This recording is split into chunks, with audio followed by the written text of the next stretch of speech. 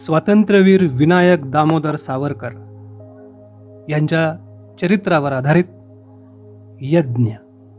लेखक भाद खेर आणि शैलजा राजे. वाचक स्वर राहुल सराफ. मी सारे डबे धुंडाळून काढले, पण तांदळाच्या डब्यात एक दाणा नव्हता की कणकेच्या डब्यात एक चिमूट नव्हती. मला अक्षरशः भडभडून आलं. वाटलं रडावं आणि गिळलेलं अन्न उकळून टाकावं. वहिनी माझ्याकडे अपराधी दृष्टीने बघत होती. घरात अन्नाचा कण नव्हता हा जणू तिचाच अपराध होता. लंडनला गेलो असताना याच माझ्या वहिनीचं मी कवितेतून सांत्वन केलं होतं आणि म्हटलं होतं, तू धैर्याची अससी मूर्ती, माझे वहिनी माझे स्फूर्ती. परंतु माझ्या या स्फूर्ती देवतेला आमच्यासाठी उपवास काढावे लागले होते. आम्ही आमच्या सर्वस्वाचा त्याग करून आनंदानं देशकार्य करत होतो आणि आपली सारी सुख बाजूला सारून आमची वहिनी आमच्यासाठी आनंदानं उपवास काढत होती.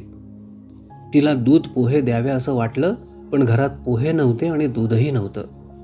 वहिनी उसनं अवसान आणून मला म्हणाली, आज संध्याकाळी हे भगुरून येतील काहीतरी घेऊन, मग संध्याकाळी आपण मोठा स्वयंपाक करू. हं भाऊजी, तुम्हाला ही पोळी कमी पडली ना दुसरी? तुम्हाला तसं खुणावताना मला बरं का वाटलं असेल, पण काय करू.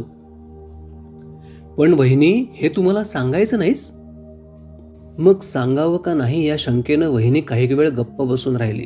नंतर म्हणाली, तुम्हाला काही सांगायचं नाही अशी स्वारींची सक्त ताकीद आहे मला भाऊजी. तुम्ही अभ्यास करता आहात, देशकार्य करता आहात, याबद्दल इकडे केवढं वाटतं. आणखी यांना काय वाटतं तुमच्याबद्दल म्हणून सांगू भाऊजी? माझे डोळे भरून आले होते, दृष्टी झाकाळली होती. फारही प्रेम माणसाला सहन होत नाही. वहिनी सांगत होती, इकडे वाटतं की माझा भाऊ हा देवाचा अंश आहे, देशासाठी हा देव अवतरलाय असं वाटतं बरं भाऊजी यांना. मग या देवासाठी एवढं नको का करायला? देव आपल्या ओटीवर खेळतो म्हणून माणसानं त्याची आबाळ करून चालणार नाही, खरं ना? नाहीतरी देवासाठीच उपास करायचे असतात ना. वहिनी माझ्याजवळ आली आणि तिने मला जवळ घेतलं. माझे डोळे तिने पदरानं टिपले. म्हणाली, तुम्ही नाही मनाला लावून घ्यायचं हं भाऊजी. आणि मी तुम्हाला हे सारं सांगितलं हे स्वारीला नाही सांगायचं, शपथ आहे माझी. तिच्या पदराखालून मी माझं मस्तक दूर केलं आणि तिच्या तोंडावर हात ठेवला. संध्याकाळी मी पुन्हा निर्वाणीची गोष्ट केली. देवीच्या मठात गेलो. दुर्गा देवीसमोर उभा राहिलो. काही भाविक देवळात येत जात होते याचं मला भानही नव्हतं. देवळात दिवा तेवत होता. दिव्याची वात डोलत होती. त्या मंद उजेडात त्या संगमरवरी देवीचं ध्यानस्थ रूप फारच गोजीरवाणं भासत होतं. व्याघ्र वाहनावर हे दैवत बसलंय. उजव्या हातात पाश, डाव्या हातात त्रिशूळ, डाव्या बाजूच्या दुसऱ्या हातात चक्र आणि उजव्या बाजूच्या दुसऱ्या हातात प्रसाद.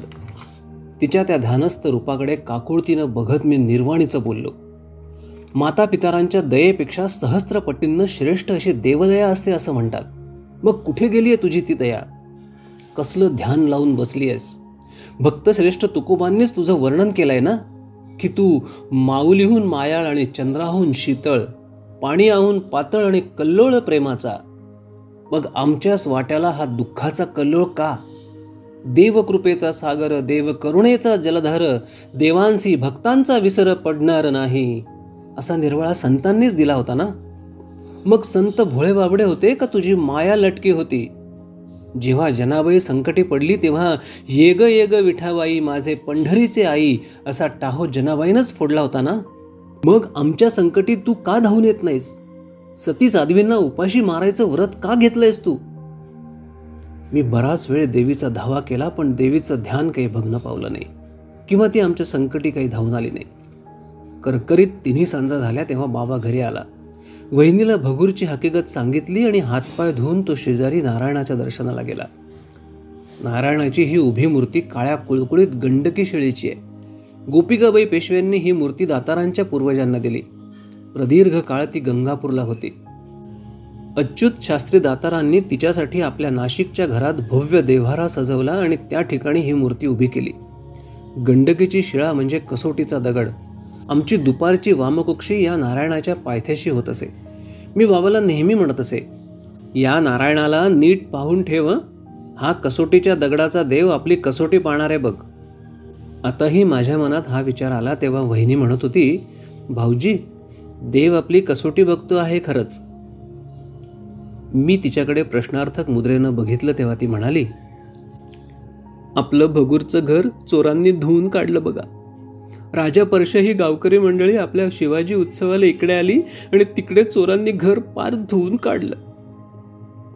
निष्कांचन होऊन दुर्दैवाच्या फेऱ्यात सापडलेल्या चारुदत्तासारखी माझी अवस्था झाली होती. संकटकाळी माझं मन नेहमी उपहासानं फुलून उठतं. मी वहिनीला म्हणालो, यात वावगं काय झालं? देशकार्यासाठीच आपला पैसा गेला.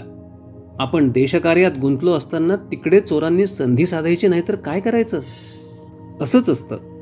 माणसं सत्कार्यात गुंतली म्हणजे त्यांच्या बेसावतपणाचा असाच फायदा उठवायचा असतो.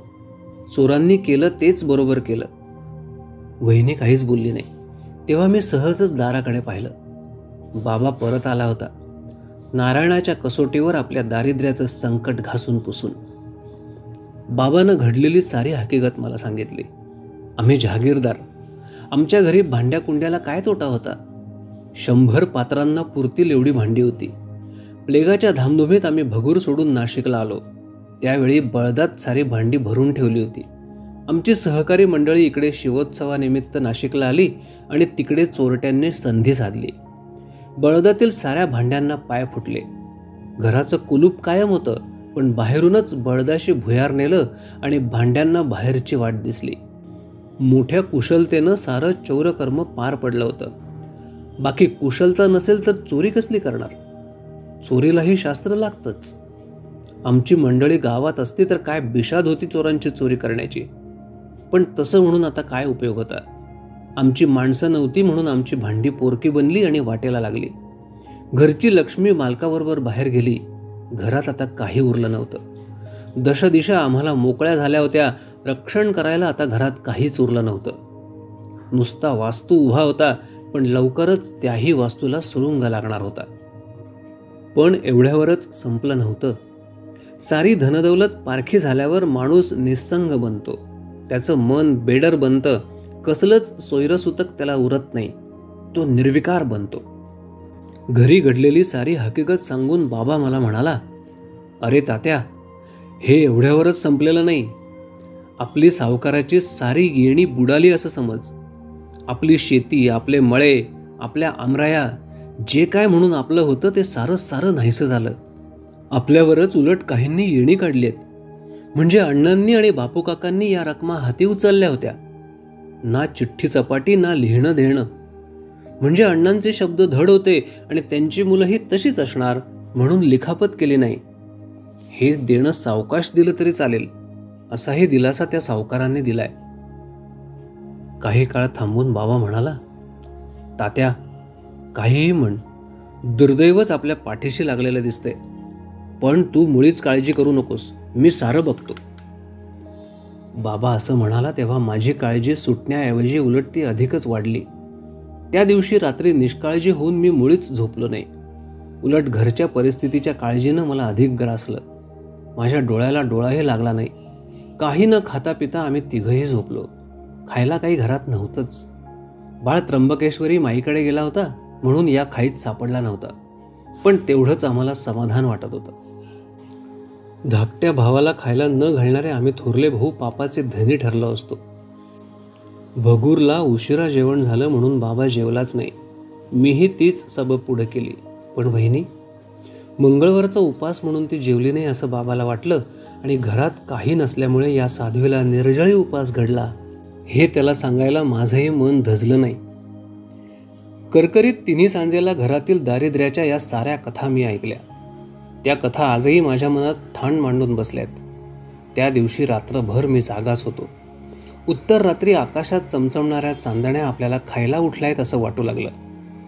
सायंकाळी रानात चुकलेले कोकरू ही कविता माझ्या मनात साकार होऊ लागली. सायंकाळच्या ठिकाणी मला दारिद्र्य दिसू लागलं आणि त्या कोकराच्या ठिकाणी मला माझीच मूर्ती दिसू लागली. करकरीत तिन्ही सांजा झाल्या होत्या आणि दारिद्र्याच्या रानात मी वाट चुकलो होतो. मी कोकरू झालो होतो. कुणीतरी मला विचारत होतं, का रे रडतोस? तुझा मालक क्रूर आहे म्हणून? का तुझी आई तुला रागावली आहे म्हणून? का आईपासून वाट चुकलास तू. मग कुणीतरी कडेवर घेतलं आणि विचारू लागलं, भिवू नकोस मुला, मुळीच घाबरू नकोस. ही चंद्राची रम्य रात्र आहे, पण एखादा लांडगा येऊन तुझा घास घ्यायला कमी करणार नाही, किंवा एखादा यवन येऊन तुझी मान कापल्याशिवाय राहणार नाही. पण मी तुझं रक्षण करीन, काळजी करू नकोस. तुला दूध पाजीन, सारं काही करीन. तू चुकलास, आई तुझ्या दृष्टीआड झालीस म्हणून एवढा वाळलास का रे बाबा?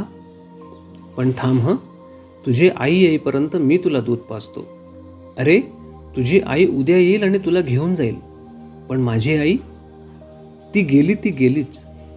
आता ती कल्पांती येणार नाही आणि मला दूध पाजणार नाही.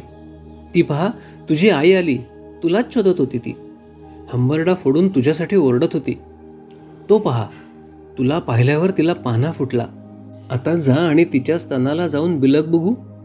तुझी आई आली आणि तुझं पोट भरलं, पण माझी आई केव्हा येणार आणि माझं पोट केव्हा भरणार? का उपाशी पोटीच मी मरणार? मी भांबावून गेलो होतो. चमत्कारिक विचारांचा कल्लोळ माझ्या मनात उठला होता. माझ्या भावना अनावर झाल्या होत्या. वाटेल त्या विचारांची वादळं माझ्या मनात उठवत होती आणि माझ्या मनातील श्रद्धेचा पालापाचोळा वाहून नेत होती. वाटत होतं आपल्या जीवनाला अर्थ उरलेला नाही. अर्थाविना जीवन जगण्यात समाधान नाही. ज्या माणसांना उपाशी राहावं लागतं त्या माणसांना या विश्वाच्या रगाड्यात कोणता अर्थ आहे? अर्थशून्य भिरभिरणं एवढंच. उपाशी पोटाचा अनुभव पहिल्या प्रथमच मला येत होता. माझी वहिनी उपाशी राहिली होती. तिला उपाशी राहावं लागलं होतं. ती आता एकटी नव्हती. तिच्या उदरात आमच्या सावरकर घराण्याचा वंश वाढत होता. जन्माला येणारं ते बाळही आपल्या आईबरोबरच उपाशी राहिलं होतं. दारिद्र्यापेक्षा मरण बरं, या चारुदत्ताच्या उद्गारांचा अर्थ त्या दिवशी मला कळाला. वहिनी आणि बाबा आतल्या खोलीत झोपले होते. मी निजल्या जागेवरूनच सहज आत दृष्टी टाकली. बाबाला बिलगून वहिनी शांतपणानं झोपली होती. किती सतेज दिसत होती ती, आणि समाधानी. उपाशी पोटही एवढं समाधानी असतं का? तिला आपल्या उदरी जन्माला येणाऱ्या बाळाची गोडगोड स्वप्न पडत होती. जी स्वप्न कधीच सत्यात उतरत नाहीत, अशी स्वप्न देव माणसाला पाडतोच कशाला? बिचारी माझी वहिनी. त्या दिवशी तिळभांडेश्वराच्या बोळात प्रत्येकाच्या जिभेवर एकच प्रश्न नाचत होता, राजा इंग्लंडचा की हिंदुस्थानाचा? 22 जानेवारी 1901 रोजी इंग्लंडची महाराणी व्हिक्टोरिया ख्रिस्तवासी झाली आणि 7वें एडवर्ड गादीवर बसले. त्यावेळी हिंदुस्थानातील जनतेत दुःखाचे आणि आनंदाचे उमाळे उठले. दुःखाश्रू आणि आनंदाश्रू यांचे पाठच्या पाठ परस्परात मिसळून वाहू लागले. जनतेची राजनिष्ठा जागृत झाली आणि त्या राजनिष्ठेचं प्रदर्शन खेड्याखेड्यातून शहरातून घडू लागलं. राजनिष्ठा दर्शवण्याची अहमहमिका सुरू झाली. अर्थात जे देशात घडलं तेच नाशकात घडू लागलं. घरोघरी आणि दारोदारी दुःखांचे हुंदके येऊ लागले आणि त्यातच आनंदाचे हुंकार उठू लागले. कारण जुनी राणी मेली होती आणि नवा राजा गादीवर आला होता. काहींच्या राजनिष्ठेची मर्यादा केवळ रडण्यावर किंवा हसण्यावर थांबली नव्हती. त्यांनी गोदातीरी जाऊन मोक्षकुंडात तर्पणविधीही केले. आता राजा राणीच्या 43 पिढ्या स्वर्गात जायला काही प्रत्यवाय नव्हता. आमच्यातच 2 गट पडले होते. एक गट राजनिष्ठांचा आणि दुसरा गट माझा राजद्रोह्यांचा. या बाबतीत माझी भूमिका सुस्पष्ट होती. मेली ती इंग्लंडची राणी मेली आणि गादीवर आला तो इंग्लंडचा राजा आला. तेव्हा आम्हाला त्याचं काहीच सोयरसुतक नाही. ती मेलेली राणी काही आपली माता नव्हती किंवा गादीवर आलेला राजा आपला पिता नव्हता. तेव्हा मेलेल्या राणीविषयी कशाला शोक करायचा आणि गादीवर आलेल्या राजाविषयी कशाला आनंद मानायचा? हा सारा वाद रंगणार होता तो मित्रमेळ्याच्या बैठकीत. परंतु त्या बैठकीपूर्वीच मी वातावरण खूप तापवलं होतं. आमच्या धोंड भटजींना या विषयाचं चांगलंच खाद्य मिळालं.